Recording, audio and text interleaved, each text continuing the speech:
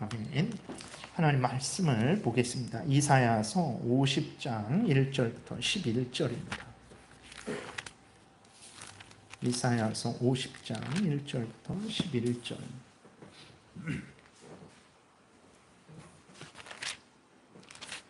우리 교독하겠습니다. 나 여호와가 이같이 말하노라. 내가 너희의 어미를 내보낸 이혼 증서가 어디 있느냐? 내가 어느 체주에게 너희를 팔았느냐? 보라, 너희는 너희의 죄악으로 말미암아 팔렸고 너희의 어미는 너희의 배역함으로 말미암아 내보냄을 받았느니라.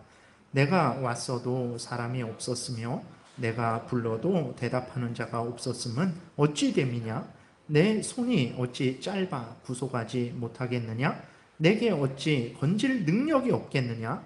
보라, 내가 꾸짖어 바다를 마르게 하며 강들을 사막이 되게 하며 물이 없어졌으므로 그 물고기들이 악취를 내며 갈아여 죽으리라.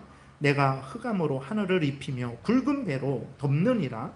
주 여호와께서 학자들의 혀를 내게 주사 나로 공고한 자를 말로 어떻게 도와줄을 알게 하시고 아침마다 깨우치시되 나의 귀를 깨우치사 학자들 같이 알아듣게 하시도다.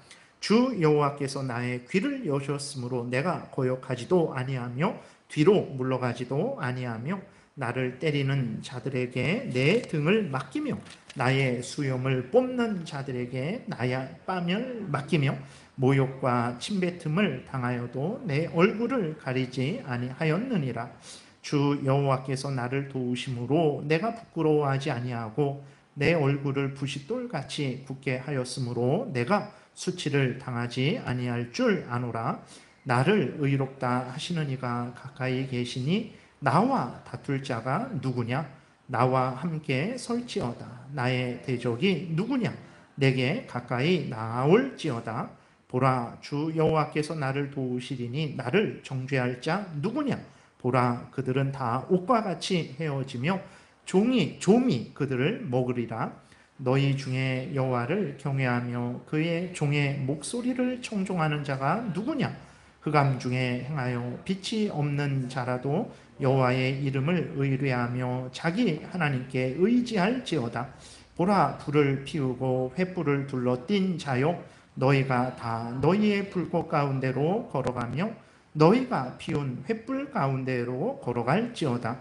너희가 내 손에서 얻을 것이 이것이라. 너희가 고통이 있는 곳에 누우리라. 아멘. 기도드리겠습니다. 하나님, 이 시간 하나님의 말씀을 전하고 듣습니다. 성령께서 역사하셔서 우리를 향한 하나님의 뜻을 잘 깨달아 알게 도우시고 또 하나님이 알려주시는 대로 잘 믿고 따르는 복된 신앙생활을 하게 도우소서. 감사드리고 예수 그리스도의 이름으로 기도드렸습니다. 아멘.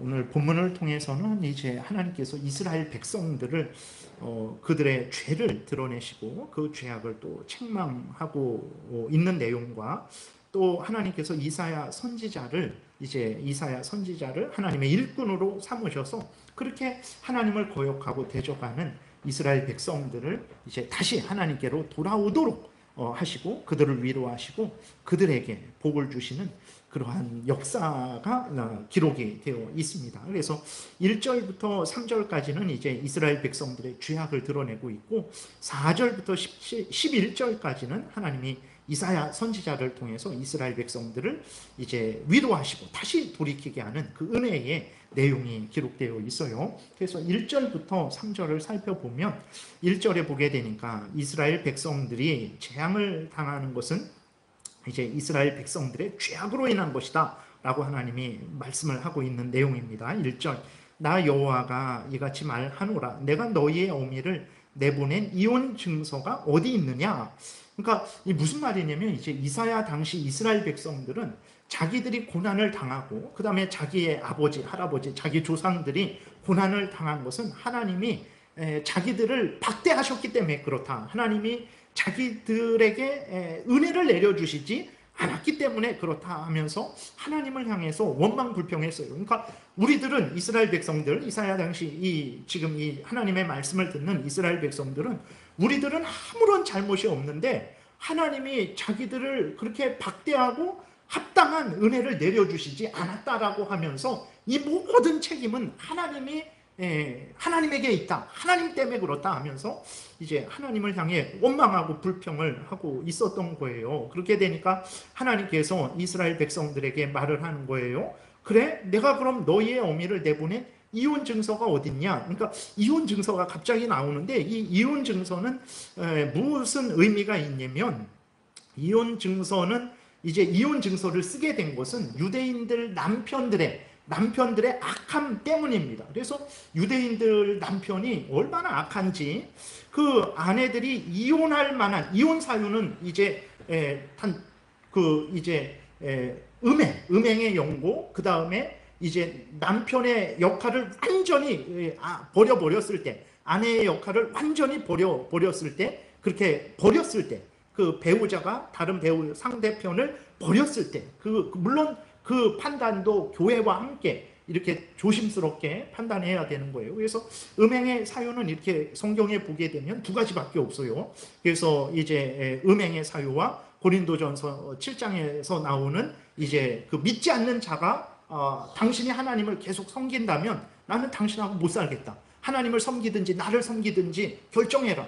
그러면 남편을 섬길 수는 없죠. 하나님을 택해야 됩니다. 그때는 이혼해라. 그 고린도전서 7장에서 그렇게 나오고 있고, 그런 버림, 그 다음에 또 하나는 이제 그 남편이 남편으로서의 역할을 전혀 안 하는, 그냥 뭐 딴 데로 어디로 가서 이제 이 남아있는 아내와 자녀들이, 아니면 이제 남편과 자녀들이 도저히 이렇게 살 수 없을 그러한 정도가 되었을 때, 그렇게 버릴 때, 거기에는 뭐 폭력이나 뭐 다른 것들도 좀 이렇게 포함되게 되겠죠. 그러한 사유 외에는 이혼이 안 돼요. 근데 구약 시대에 이렇게 그 문서들을 보게 되면은 언제 유대인들 남편들이 그 아내를 내쫓았냐면 밥을 태웠다고, 진짜 밥을 태웠다고 내쫓아요. 물론 그렇게 그건 너무 심하다 하는 유대인들 중에서 그건 안 된다 하는 사람들도 있지만, 근데 또 자유로운 사람들은 밥을 태웠다, 갑자기 마음에 안 든다 그래갖고 진짜로 이렇게 그 아내를 내버립니다. 그게 아주 너무나, 그러니까 모세가 어떻게 했냐면 그렇게 아내를 그렇게 내버리게 되면 다른 사람이 볼 때, 아니 저 여자가 이혼당했네, 뭔가 큰 죄를 졌나 보지. 그러니까 그때 되니까 그 여자는 그러한 어떤 우애를 받게 되는 거죠. 오늘날에는 또 여자가 혼자 돼도 어떤 뭐 이렇게 자기의 한몫 일을 할 수 있는 곳이 있고 그 생활비를 벌 수 있는 그러한 경우가 있죠. 또 자녀들을 통해서 도움을 받을 수 있고. 근데 그 당시에는 저 여자는 아주 큰 죄를 진 여자인가 보다, 이렇게 되면 그 여자는 그냥 매장이 되는 거거든요. 그렇기 때문에 하도 그 유대인 남편들이 이혼을 하게 되니까 모세가 이혼을 못하게 하려고 이혼 증서를 써라. 그러니까 그 이혼 증서에는 어떤 내용이 기록됐냐면, 이 여자는 간음 때문에 악한 죄를 졌기 때문에 이혼한 게 아니고 내가 밥을 태워갖고 기분이 나빠서 뭐 이렇게 이혼한다, 그런 내용이 적히는 거예요. 그래서 그 이혼 증서는 이 여자가 이제 큰 죄를 진 것 때문에 이혼당하지 않은 여자다 해서 그 여자를 이렇게 좀 보호해주는, 그 여자를 이렇게 증명해주는 그러한 내용이 기록되어 있는 거거든요. 그러니까 이혼 증서가 있으면 그 여자는 무죄하다라는 그러한 표시가 되는 거거든요. 그러니까 하나님이 이렇게 물어보는 거예요. 그래, 내가 너희들을 박대했다, 그리고 너희들을 돌보지 않았다고, 너희들은 죄가 없는데 내가 너희들을 돌보지 않았다, 은혜 내려줬다라고 그렇게 나를 나쁜 남편처럼 그렇게 얘기를 하느냐? 그러면 너희들이 무죄하다는 이혼 증서 한번 내봐라. 내가 유대인들 남편처럼 너희들을 내버리고 너희들이 죄도 없는데 너희들을 내버렸다고? 그러면 내가 그렇게 한 그 증거를 한번 갖고 와봐라. 너희들이 무죄하다라는 증거를 갖고 와봐라. 내가 유대인들 남편처럼 그렇게 아무 잘못도 없는 내가 너희들을 버렸느냐? 그렇게 내가 너희들을 나에게서 멀어지게 했느냐? 그럼 그 증거 한번 갖고 와봐라. 이렇게 말씀을 하시는 거예요. 나는 그렇게 하지 않았다. 나는 유대인들 남편처럼 죄가 없는 너희들을 내쫓지 않았다. 이렇게 하나님이 말씀을 하시는 것입니다. 그래서 하나님이 그러면 너희가 무죄하고 내가 악하다라는 그 이혼 증서 한번 갖고 와봐. 그 이혼 증서 갖고 오면 그것은 이제 이 남편이 정말 잘못했구나. 이 여자는 정말 아무 죄도 없는데 이혼 당했구나. 이게 증거되는 거거든요. 그러니까 이스라엘 백성들에게 이혼 증서 갖고 와봐. 그러면 내가 나쁘다라는 게 증거되고 너희들은 죄가 없다라는 게 증명될 거 아니냐. 이혼 증서 한번 갖고 와봐라. 이렇게 하나님이 말씀을 하시는 거예요. 그리고 또 이제 1절에서도 다시 보게 되면 내가 어느 체주에게 너희를 팔았느냐? 내가 너희를 다른 어떤 빚쟁이에게 너희를 팔아버렸느냐? 라고 말씀을 하시는 거죠. 그렇지 않다라고 하나님이 말씀을, 이유 없이 내가 너희에게 재앙을 내렸느냐? 아니다. 왜 하나님이 그럼 이스라엘 백성들에게 재앙을 내렸습니까? 1절 다시 보게 되니까 나 여호와가 이같이 말하노라. 내가 너희의 어미를 내보낸 이혼 증서가 어디 있느냐? 내가 어느 체주에게 너희를 팔았느냐?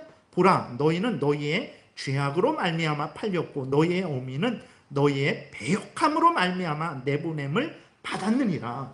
내가 너희가 아무 죄도 없는데 내가 나쁜 유대인 남편처럼 내가 그렇게 마음이 강팍해져 갖고 너희를 버린 줄 아느냐? 그 증거 있느냐? 아니다. 너희들이 그렇게 나로부터 재앙을 당하고 그렇게 어려움을 당한 것은 너희들의 죄 때문에 그런 것이다 라고 하면서 하나님이 이스라엘 백성들이 당한 재앙은 너희들의 죄 때문이지 내가 잘못해서 아무 이유 없이 내가 너희를 미워하고 너희에게 재앙을 내린 게 아니다. 이렇게 하나님이 말씀을 하시는 것입니다. 2절에도 같은 내용이죠. 보게 되면 내가 왔어도 사람이 없었으며 내가 불러도 대답하는 자가 없었으면 어찌 됨이냐? 내 손이 어찌 짧아 구속하지 못하겠느냐? 내가 어찌 건질 능력이 없겠느냐? 보라, 내가 꾸짖어 바다를 마르게 하며 강들을 사막이 되게 하며 물이 없어졌으므로 그 물고기들이 악취를 내며 갈아요 죽으리라. 그러니까 무슨 말이냐면 이스라엘 백성들은 자기들이 고난을 당하는데도 하나님이 도와주시지 않는다라는 거예요.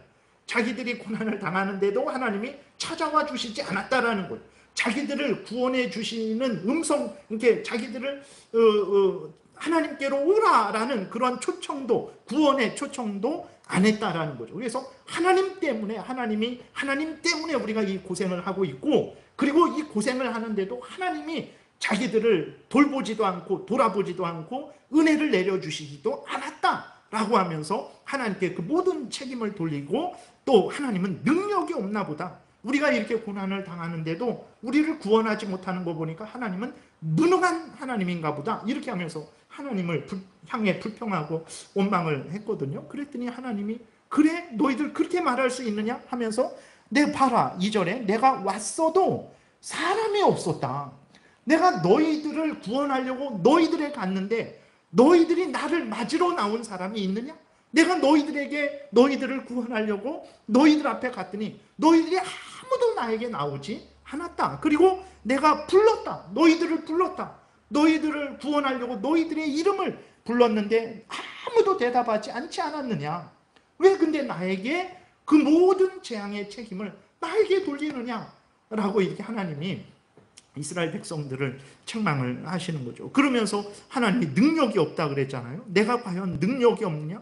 내 손이 짧으냐? 그러니까 손이 짧다라는 것은 능력이 이렇게 무슨 일을 못 하잖아요. 근데 딱 손이 이렇게 강한 오른팔로 모든 일을 다 하고 원수들을 치실 수 있는 거죠. 내 손이 짧다고?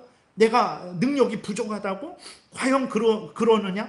그러면서 이제 보게 되니까 내가 어찌 건질 능력이 없겠냐? 보랴, 내가 꾸짖어 바다를 마르게 하며, 그렇죠. 이게 마치 그 홍해가 갈라지고 그 마른 땅이 되게 하는 하나님의 전능하신 능력을 이렇게 표현하고 있는 그런 말씀이죠.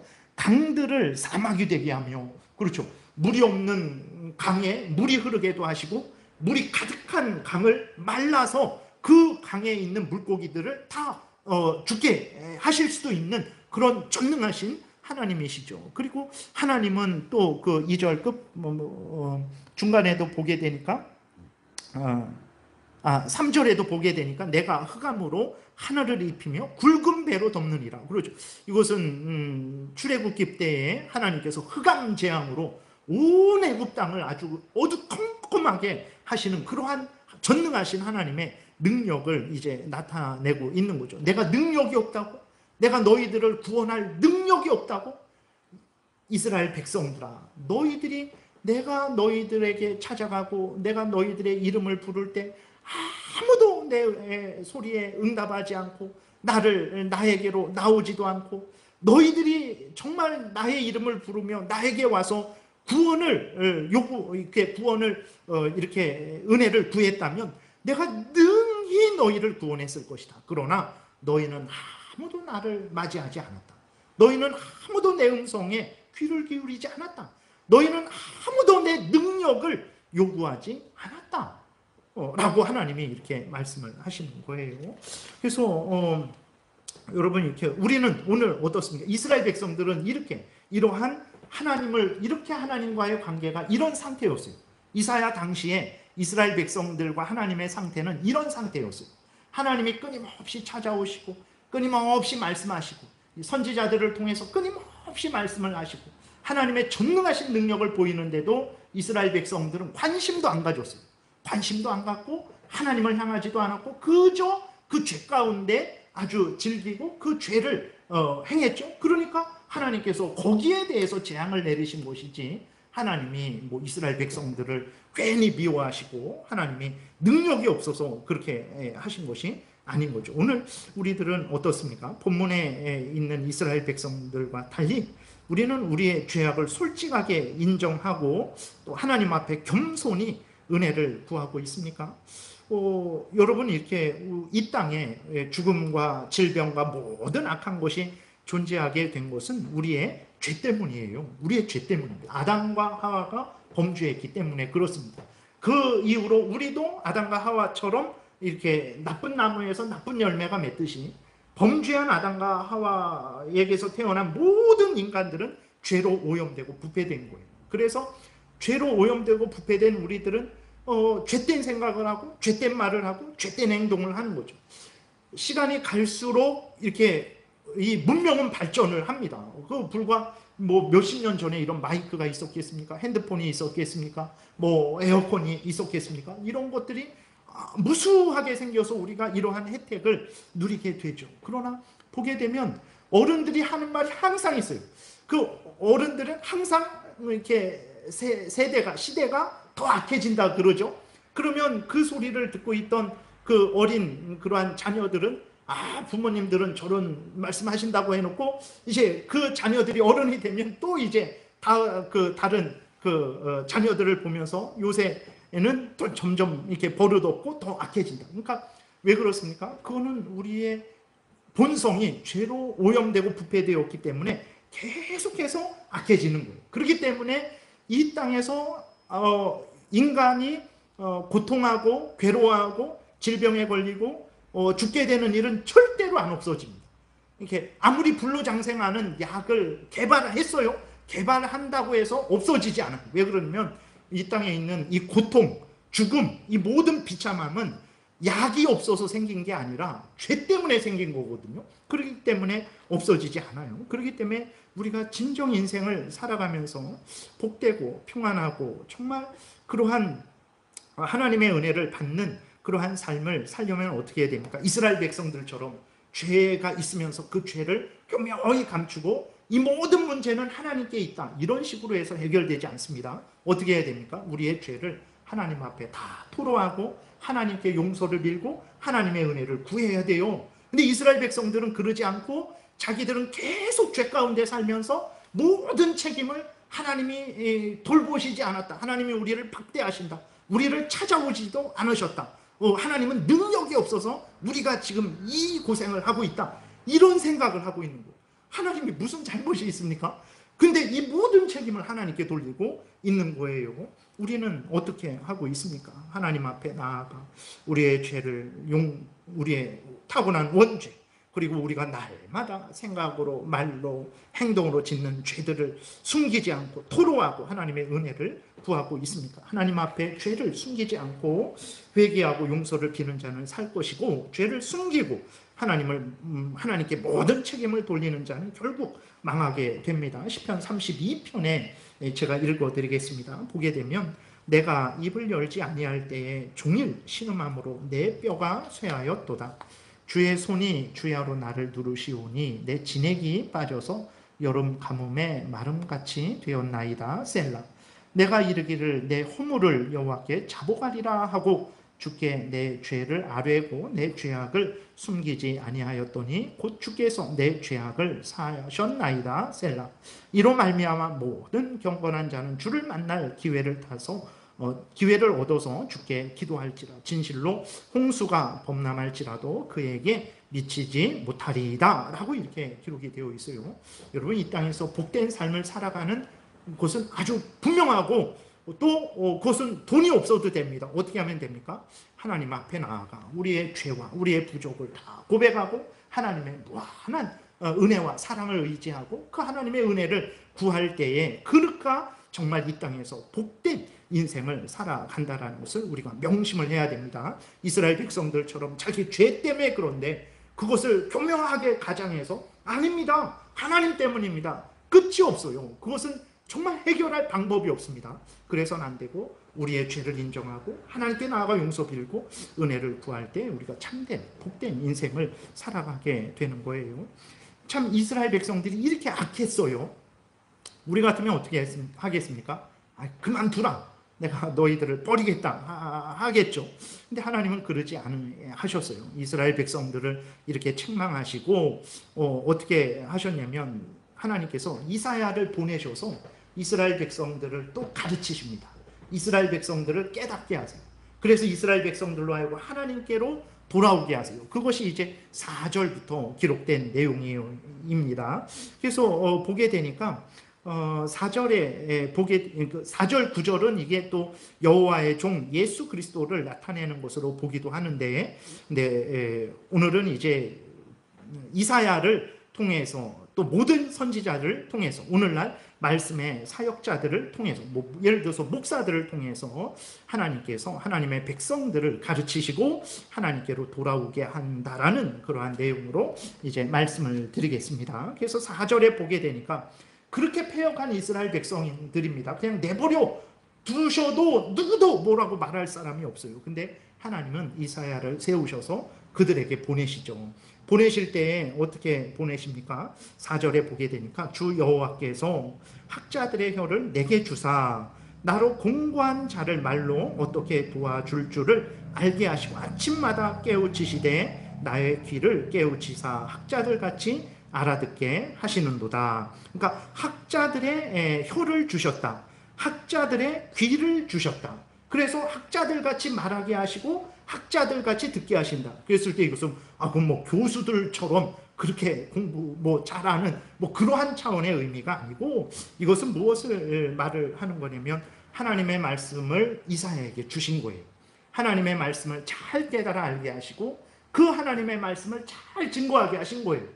왜 그렇습니까? 저렇게 자기들의 죄도 모르고 하나님의 뜻도 모르고 회개하고 돌이키지 않고 하나님께로 하나님의 은혜를 구하지 않는 그 패역한 이스라엘 백성들에게 그 하나님의 말씀으로 가르치고 깨닫게 해서 돌이키게 하나님이 하시려고 이사야에게 학자의 혀를 주시고 학자의 귀를 주셨다라는 거예요. 그래서 우리들이 분명히 깨달아 알아야 되는 것은 무엇이냐면 정말 하나님의 역사는 사람이 이렇게 거듭나고 자기 죄를 깨닫고 하나님께로 돌아와서 하나님의 은혜를 구하게 되는 그 수단은, 도구는 돈으로 되는 게 아닙니다. 인간의 힘과 지혜로 되는 것이 아니고 하나님의 말씀으로 된다는 것을 우리가 명심해야 돼요. 만약에 칼로 된다, 무력으로 된다, 그러면 하나님께서 이사야에게 칼을 주셨겠죠.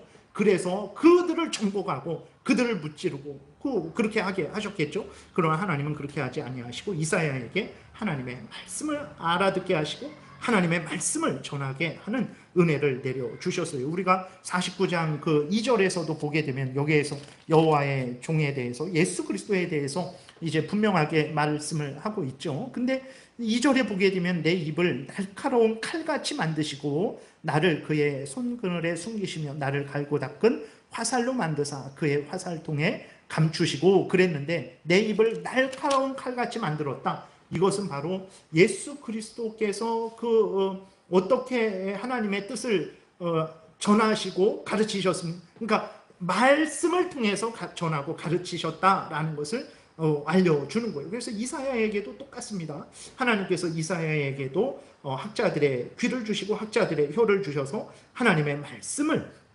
전하게 하신 거예요. 이렇게 이제 우리가 분명하게 하나님은 그 말씀을 가르침을 통해서 구원 역사를 이루신다라는 것을 우리가 분명히 믿어야 됩니다. 그래서 이렇게 하나님의 말씀을 전하고 듣는 게 이게 무슨 의미가 있겠어요?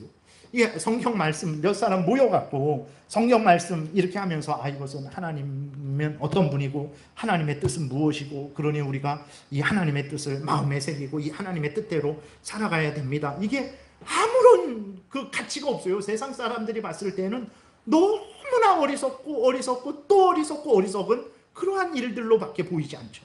그러나 믿음의 눈을 뜨게 되면 이것이 어떻습니까? 우리의 죄를 깨닫게 하고 회개하게 되고 악한 사탄 마귀의 그 괴계를 분별하게 되고 우리의 죄성을 분별하게 되고 사람들의 유혹에 빠지지 않게 되고 하나님의 진리의 그러한 말씀을 따라서 하나님이 우리에게 원하시는 그 생명길 천국길을 걸어가게 하는 거죠. 이게 생명길로 인도하는 그러한 유일한 도구가 되는 거예요. 그러니까 하나님의 말씀이 바로 이렇습니다. 그래서 우리가 하나님의 말씀에 창념해야 되고 그 말씀을 따라가는 거예요. 그 말씀대로 생각해야 되는 것이고 그 말씀대로 말해야 되는 것이고 그 말씀대로 행해야 되는 거예요.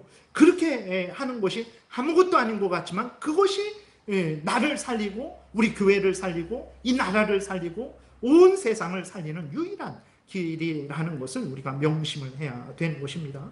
이렇게 하나님의 말씀이 사람들로 하여금 죄를 깨닫고 하나님께로 회개하고 돌이키게 하는 수단이기 때문에 하나님께서 이사야에게 말씀을 주신 거예요. 그리고 이 말씀을 받은 이사야는 어떻게 합니까? 공고한 자들을 도와줘요. 공고하다. 이 땅에서 지치고 상하고 힘들고 어려운 자들, 돈이 없어서 그런 것입니까? 물론 그것도 그럴 수 있지만 그런 차원이 아니고 죄 때문에 죄의 형벌, 하나님이 내리시는 죄의 형벌이 무섭습니다. 여러분, 하나님, 우리가 죄를 져보세요. 내 양심이 고통스러워요. 그리고 하나님이 실제적으로 나의 어떤 삶 속에서 또 재앙도 이제 받게 하시죠. 죄라는 게 얼마나 무서운지 모릅니다. 그래서 어떤 작은 죄를 져서 정말 수갑이 채워지고 경찰서로 끌려가든지 아니면 교도소로 끌려가게 될 때에 어떻게 할 수가 없는 거예요. 그거 손에 수갑이 채워졌는데 이것을 어떻게 벗어날 수가 없는 거예요. 세상에서도 나라 법을 어기면 무섭습니다. 경찰들이 잡으러 온단 말이에요. 하나님의 법을 어긴 자들에게 하나님의 공의의 형벌이 가해집니다. 얼마나 무섭고 힘든지 몰라요. 앞에서도 말씀드렸듯이 이 땅의 모든 비참함은 죄로 인한 거예요. 정말 이 땅에서 질병으로부터 해방되고 그래서 영원히 건강하고 그 다음에 이 땅에서 어떤 그 죄들로부터 더러운 죄들로부터 벗어나고 영생을 얻기를 원한다면 어떻게 해야 됩니까? 그것을 얻지 못하게 하고 우리를 죽음에 사망에 이르게 하는 이 죄로부터 벗어나야 되는 거죠. 그래서 하나님의 말씀이 바로 이 죄 때문에 비참함을 당하는 사람들, 영적인 죽음, 육신적인 죽음, 지옥의 죽음, 이 땅에서의 비참함, 영원히 비참한 그러한 비참함에 있는 자들을 위로해 주는 거예요. 하나님의 말씀만이 그럴 수 있어요. 정말 내가 사탄 마귀의 종노릇하고 있어요. 제가 영원한 지옥불의 형벌을 선고받았어요. 그래서 괴롭고 고통스럽습니다. 하나님의 그 어떤 관계가 끊어졌어요. 그래서 제가 불안하고 두려우고 어찌할 바를 모르겠어요. 이러한 저에게 1,000억 원을 갖다 준다고 생각해 보세요. 이제 괜찮다. 위로를 얻고 용기를 얻고 이제는 마음껏 살 수 있겠다. 그럴 수 있겠습니까? 1,000억 원이 아니라 1,000억 원에 1,000억 원을 갖다 줘도 그거는 소용이 없는 거예요. 근데 하나님의 말씀, 진리의 말씀, 하나님이 참된 신이십니다. 하나님을 섬기는 것이 인간의 본분입니다. 죄를 회개하고 하나님을 섬겨야 됩니다. 그러나 인간은 스스로 하나님을 섬길 수 없습니다. 그렇기 때문에 예수 그리스도를 믿어야 합니다. 예수 그리스도가 우리 대신 이 땅에서 고난당하시고 십자가의 죽으심을 통해서 우리의 죄값을 다 대신 치르시고 예수 그리스도를 믿으면 하나님이 우리 하나님 되고 우리가 하나님의 자녀 됩니다. 우리가 영생을 얻고 영원한 천국에서 영광을 누리게 됩니다. 이 말씀, 몇 마디 안 되는 이 말씀이 1,000억 원보다도 나를 죄로부터, 죄의 형벌로부터, 죄의 그 형벌인 죽음으로부터, 이 땅에서의 육신적인 죽음, 영원한 지옥 죽음으로부터, 사탄 마귀의 종로를 타는 데서부터 나를 해방해서 나를 위로하고 나에게 참된 소망을 주고 나에게 참된 평안을 주는 거예요. 그래서 하나님께서 그 죄 가운데 있는 이스라엘 백성들에게 돈을 1,000억 원을 주시는 것도 아니고 어떤 다른 세상의 권세를 주시는 것도 아니고 이사야를 말씀으로 무장시켜서 하나님의 진리를 전하게 하신 것입니다. 이게 가장 큰 은혜인데 오늘날 이제 우리들이 이것이 은혜인지 몰라요. 이것이 은혜인지 몰라요. 그것은 저 애들도 말씀 듣고 있고 저 사람도 말씀 듣고 있고 다 말씀 듣고 있는데 그게 무슨 복입니까? 정말 알겠으니까 이제는 그 위에 내 영혼이 잘된 같이 내 범사가 잘되게 해주세요. 내 육신이 강건하게 해주세요. 이 생의 자랑거리 많이 얻게 해주세요. 그게 복이지. 그게 사람들에게 간증할 수 있는 복이지. 이게 무슨 복입니까? 우리들이 거의 이렇게 생각을 하죠. 우리가 다시 한번 그러지 않습니다. 오늘날 하나님의 말씀에 목숨을 거는 교회들이 점점 사라지고 있어요. 하나님의 말씀에 목숨을 거는 성도들이 사라지고 있는 거죠. 그러니까 교회가 그렇다는 것은 성도가 그렇다는 거예요. 교회는 성도들의 모임이잖아요. 그 교회가 오직 말씀만을 사모해 그런다는 것은 그 모인 성도들이 하나님의 말씀을 사모한다는 거예요. 그러니까 교회가 그렇지 않다라는 것은 성도들이 그렇지 않다라는 거죠. 참으로 슬픈 일입니다. 우리 제1장로교회 모든 성도님들은 말씀에 목숨을 거세요. 다른 거는 다 잊어버려도 하나님의 말씀만은, 하나님과 가까이 하는 것만은 놓쳐서는 안 됩니다. 이것을 지켜야 거기에 생명이 있는데, 하나님에게 생명이 있는데 하나님과 멀어진다. 그것은 있을 수 없는 일입니다. 그래서 여러분들이 하나님의 말씀에 목숨을 거시기 바랍니다. 그래서 이제 이사야를 그렇게 이스라엘 백성들에게 보내죠. 하나님의 말씀을 무장시켜서. 근데 하나님의 말씀은 또 그 죄인들을 가리키고 깨닫게 해서 하나님께로 돌아오게 하는 그 역할도 하지만 악한 그러한 대적들, 사탄 마귀와 그 무리들과 담대히 맞서 싸우는 용기도 주는 말씀입니다. 5절부터 6절에 보게 되니까 주 여호와께서 나의 귀를 여셨으므로 내가 거여가지도 아니하며 뒤로 물러가지도 아니하며 나를 때리는 자들에게 내 등을 맡기며 나의 수염을 뽑는 자들에게 나의 뺨을 맡기며 모욕과 침뱉음도 당하여도 내 얼굴을 가리지 아니하였느니라. 이사야가 담대해졌어요. 그러니까 하나님의 말씀을 받으니까 저 범죄하는 이스라엘 백성들을 긍휼히 여기고 그들에게 하나님의 말씀으로 돌이키게 하고자 하는 그러한 사랑의 마음이 가득 찼죠. 근데 그럴 때에 그 하나님도 영접하지 않은 자들이 이사야는 영접하겠습니까? 조롱하고 멸시하고 때리고 심지어 이사야는 그 이렇게 내려오는 유대인의 그러한 기록, 성경에는 없어요. 그것이 진짜인지 아닌지 모르지만 톱에 쓸려서 죽었다고 하니까, 톱에 쓸려서 죽었다고 하니까 이게 뭐 하나님에게 자기들의 죄 때문에 그런 것을 하나님께 그 모든 핑계를 대면서 하나님 때문에 우리가 이 고난을, 이 어려움을 당하는 건데 이러고 하면서 하나님께 그렇게 대적하는 자들이 하나님이 보낸 이사야를 뭐 왕처럼 뭐 이렇게 대접하겠습니까? 조롱하고 멸시하죠. 근데 하나님의 말씀으로 무장을 하니까 하나님의 뜻이 이거고 내 본분이 이거구나. 그러니까 어떻게 합니까? 그 원수들의 조롱과 멸시와 핍박과 죽임의 위협을 실제로 죽었죠. 그러한 것을 당해도 이사야가 담대히 앞으로 나아가는, 담대히 그 자리에 서서 그들에게 하나님의 말씀을 전하고 하나님께로 돌아오게 하는 것. 실제적으로 그렇게 하니까 그 하나님이 도우셔서 천군천사 보호하셨습니까? 아니에요. 뺨을 때렸습니다. 천사가 막아줬습니까? 아니에요. 안 막아줬어요. 이사야가 뺨을 맞았죠. 그리고 어떻게 했습니까? 수염을 뽑아서, 이건 모독하는 거거든요. 아주 모독하고 모욕하는 거죠. 그런데도 이사야가 계속해서 그 모욕과 치욕스럽잖아요. 그러면 아주 치욕스러우니까 그냥 이렇게 뒤돌아서 가버릴 수 있는데 그러지 않고 그 자리에 쓰는 거죠. 뺨을 맡기고 침뱉음을 당해도 내 얼굴을 가리지 아니하였다. 이게 마치 예수 그리스도의 고난을 이렇게 말하는 거죠. 그래서 이 본문을 여호와의 종의 그러한 구원 사역으로 이제 보기도 하는 거예요. 근데 이사야가 하나님의 말씀으로 무장을 하고 담대하게, 하나님의 뜻이 너무 명백하잖아요. 슬플 때나 기쁠 때나 항상 하나님을 경외하고 하나님의 뜻대로 사는 게 본분이다. 하나님을 경외하고 그 명대로 사는 게 인간의 본분이다. 전도서 12장에서 말씀하고 있고, 너희들이 죽든지 살든지 무엇을 하든지 하나님의 영광을 위해라. 고린도전서 10장이나 뭐 로마서 10장이나 먼저 그의 나라와 그의 의를 구하라. 그러니까 하나님의 말씀이 너무 명백하잖아요.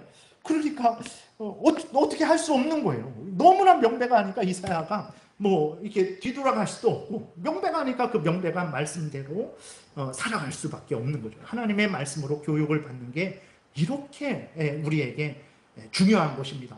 다른 사람을 하나님께로 돌아오게 할 수 있고, 악한 사탄 마귀가 우리를 공격하고 우리를 죽일 때에도 우리가 굳게 서서 담대하게 그 자리를 지킬 수 있는 그것은 돈 때문이 아니에요. 이사야가 내 통장에 어마어마한 보험도 뭐 어떤 병이든 뭐 오늘날에 요새 새롭게 나온 무슨 아주 암 치료하는 그러한 최신의 기계까지도 보장해주는 그게 있으니까 내가 뺨을 맞고 참자, 내가 수염을 뽑혀도 참자, 그런 거 아니에요. 아무것도 없었어요.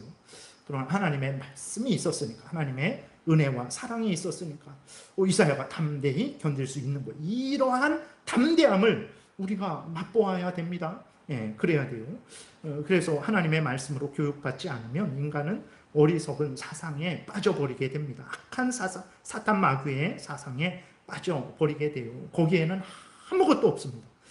그런 인간이 우리를 구원하지 못합니다. 사탄이 우리를 구원하지 못하고 오히려 같이 멸망케 하는 것밖에 없다는 것을 기억하고 우리가 하나님의 말씀에 청렴을 해야 되는 것입니다. 그리고 어떤 핍박이 있을지라도, 어떤 어려움이 있을지라도 돌이키면 안 돼요. 하나님이 돌이켜라 하시기 전까지는 돌이키면 안 돼요. 그러니까 우리들이 이렇게 여기에서 신앙생활을 그렇게 하는 이것이 하나님이 이렇게 누구누구 제일장로교회에 가라 이런 거 뭐 증서 받으신 거 있어요? 없습니다. 없어요. 우리가 살다 보니까 이렇게 저렇게 여기에 이렇게 모이게 된 거예요. 근데 이것은 하나님의 섭리예요. 하나님의 섭리입니다. 하나님이 마치 누구누구 여기에 있으라 라는 것과 똑같은 그러한 하나님의 뜻입니다. 그러니까 우리는 이러한 하나님의 그 뜻을 깨달아 알고 정말 우리는 하나님 앞에서 그 하나님이 알려주시는 대로, 인도하는 대로 우리는 끝까지 자리를 지키며 하나님 말씀 따라 살아가야 된다는 것을 우리가 명심을 해야 되는 것입니다. 이렇게 하나님의 말씀을 따를 때에 하나님이 도우세요. 하나님이 강하게 하십니다.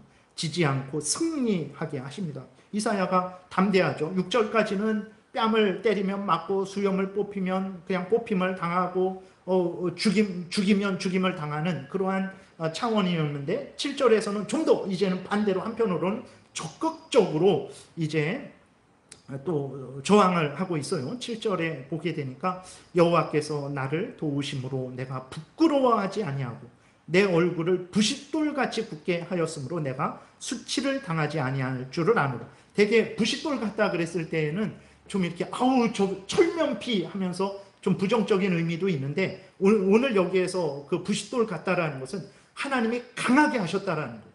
정말 전도할 때에도 손가락질하고 사람들이 조롱하고 전도하지 말아라 막 이렇게 하면 움찔움찔하게 됩니다. 근데 하나님이 강하게 하시니까 그래도 침뱉어도 전도하고 제 예전에 교회에서 정말로 전도하는데 권사님이 전도하시는데 어떤 사람이 얼굴에 침을 뱉었어요. 참 그렇게, 그러니까 악한 사탄 마귀와 그 무리들은 이렇게 하나님을 향해서도 그렇게 원망불평하잖아요.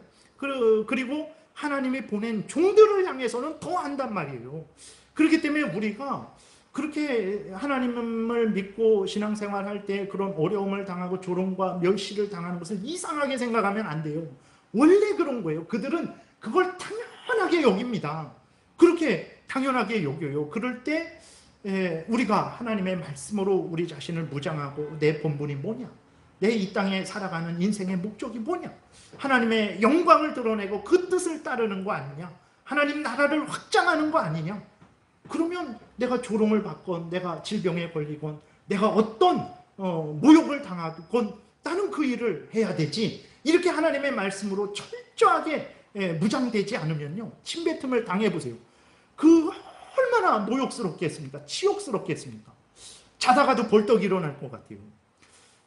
근데 하나님의 말씀으로 무장이 되니까 담대한 거죠. 부싯돌같이 아주 그냥 나쁜 쪽으로 강한 게 아니라 좋은 쪽으로 이제 얼굴도 돌리지 않고 안색도 변하지 않고 계속해서 하나님을 향할 수 있는 거죠. 8절부터 9절도 나를 의롭다 하시는 이가 가까이 계시니 나와 다툴 자가 누구냐? 나와 함께 설지어다. 나의 대적이 누구냐? 내게 가까이 나올지어다. 보라, 주 여호와께서 나를 도우시리니 나를 정죄할 자 누구냐? 보라, 그들은 다 옷과 같이 헤어지며 좀이 그들을 먹으리라. 이사야가 아주 담대한 거죠. 이스라엘 백성들, 죄악된 이스라엘 백성들을 사랑하면서 동시에 그들이 이사야를 심히 조롱하고 멸시하고 핍박할 때에도 견디고 또 나아가서 그 대적들과 맞서 싸울 수 있는 그런 이사야가 된 거예요. 하나님이 왜 이러한 이사야로 만들어 주셨습니까?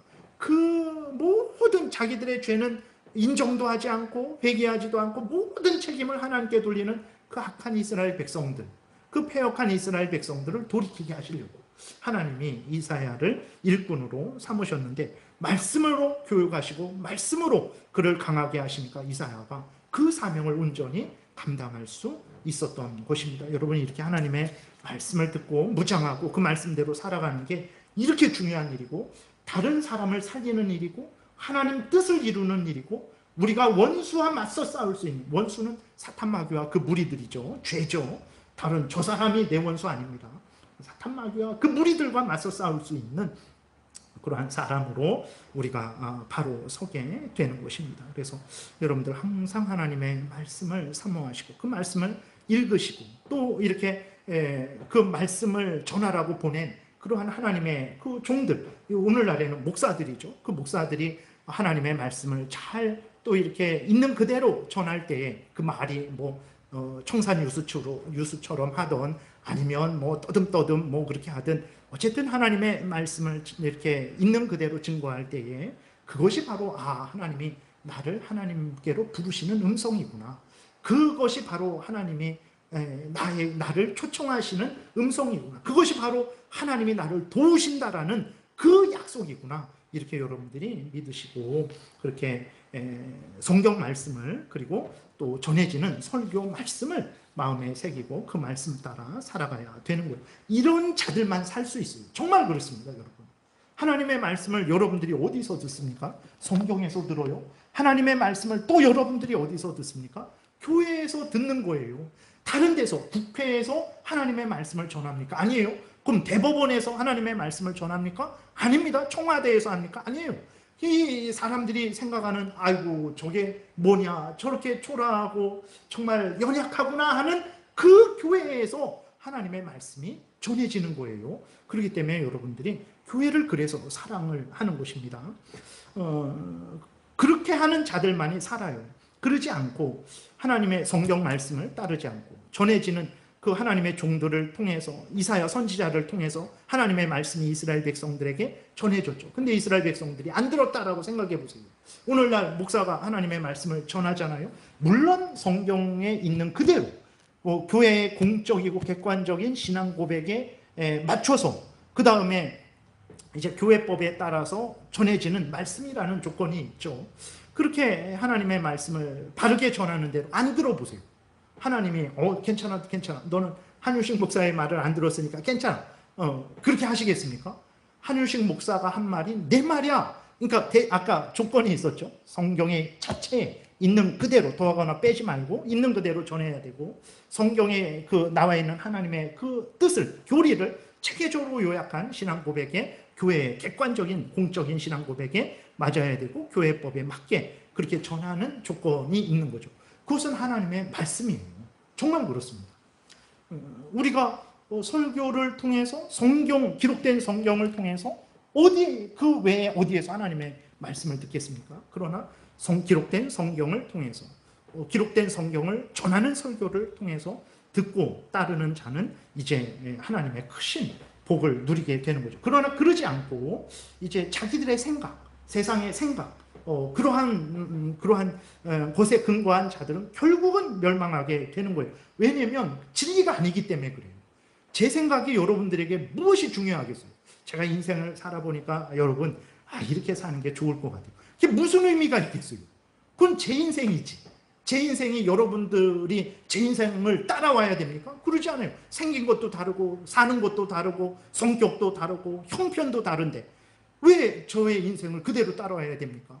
하나님의 말씀을 따라야 되는 거예요. 그런데 그러지 않고 그렇게 아무리 화려해 보이고 아무리 대단해 보이지만 인간의 생각, 그러한 것들은 그냥 이렇게 모래성 같은 거예요. 무너질 수밖에 없는 거죠. 그래서 10절에서 11절에서도 그것을 다시 한번 경고합니다. 하나님께로 돌아오라. 그러지 않으면 멸망당한다.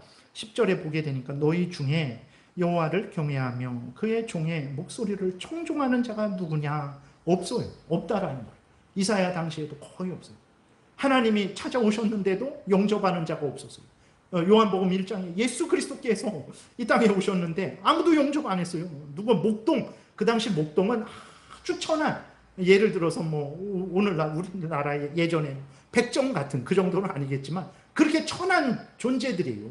그러한 천한 사람들 목동 몇 명만 예수님을 영접했죠.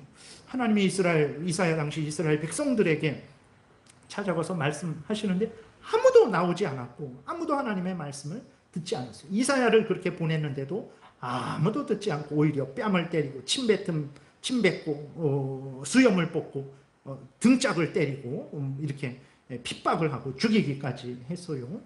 그래서 그런 상황을 말하는 거죠. 도대체 너희 중에 여호와를 경외하며 그의 종의 목소리를 청종하는 자가 누구냐? 하나님이 나를 보냈는데 왜 내 목소리를 청종하지 않느냐? 이렇게 하는 거죠. 흑암 중에 행하여 빛이 없는 자라도, 정말 기가 막힐 웅덩이와 수렁에 빠진 거죠. 흑암 중에 행하는 것, 빛도 없는 자예요. 이거는 죽을 수밖에 없는 자입니다. 근데 여호와의 이름을 의뢰하며 자기 하나님께 의지해라. 그러면 산다. 이렇게 말씀을 하시는 거예요. 그러지 않고 보라, 불을 피우고 횃불을 둘러 띈 자요. 그러니까 불을 피웠어요. 횃불을 들고 있어요. 그러니까 어둠이 좀 밝아졌잖아요. 불이 있고 빛이 있으니까. 근데 그 불과 빛은 어떤 불과 빛입니까? 인간의 불과 빛이에요. 그래서 그 인간의 불과 빛이 어둠을 밝히고 우리를 복된 곳으로 인도할 줄 알았는데 그 빛이 70년, 80년 가니까 꺼져버렸어요. 그 사람이 죽으니까 그 빛도 다 없어져 버렸어요. 그러니까 보라, 불을 피우고 횃불을 둘러 띈 자요, 너희가 다 너희의 불꽃 가운데로 걸어가며 너희가 피운 횃불 가운데로 걸어갈지어다. 한번 그렇게 걸어가 봐라. 너희가 내 손에서 얻을 것이 이것이라. 너희가 고통이 있는 곳에 누우리라. 그러니까 그 너희들의 불을 따라가 봤자 그 불과 함께 꺼지고 멸망하는 것밖에, 소멸하는 것밖에 없다. 나의 말을 들어라. 하나님이 보낸 나의 말을 들어라. 하나님의 말을 들어라. 라고 이사야가 이제 이스라엘 백성들에게 전하는 거죠. 이것은 하나님이 또 이사야를 통해서 하나님의 백성, 이사야 당시 하나님의 백성들에게 전하는 것이고 오늘 우리들에게도 말씀하시는 것입니다. 신앙생활은 단순해요. 복잡하기도 하지만 한편으로 단순합니다. 하나님을 경외하고 그 명령을 따르는 거예요. 그 명령을 따르는 거예요. 그러면 살고, 그러지 않으면 제 생각으로 만들어낸 그것이 무슨 의미가 있겠어요? 아무 의미 없어요. 하나님의 말씀을 따르는 여러분들 되시기를 바랍니다. 기도드리겠습니다. 살아계신 하나님 참 감사합니다. 우리는 미련하고 어리석어서 하나님을 불평하고 원망하는데 하나님은 끊임없이 하나님의 말씀을 기록하셔서 우리에게 주시고 또 하나님 교회를 세우셔서 이렇게 또 말씀을 전하는 자를 세우셔서 하나님의 말씀을 끊임없이 전해주시니 감사를 드립니다. 귀 기울여 듣게 하시고 하나님 성경에 기록된 대로 올바로 설교된 대로 우리가 믿고 따르게 도우소서. 반드시 우리가 살 것이고 살 때 영원히 천국에서 하나님과 함께 영광을 누리며 살 것을 믿습니다. 감사드리고 예수 그리스도의 이름으로 기도드렸습니다. 아멘.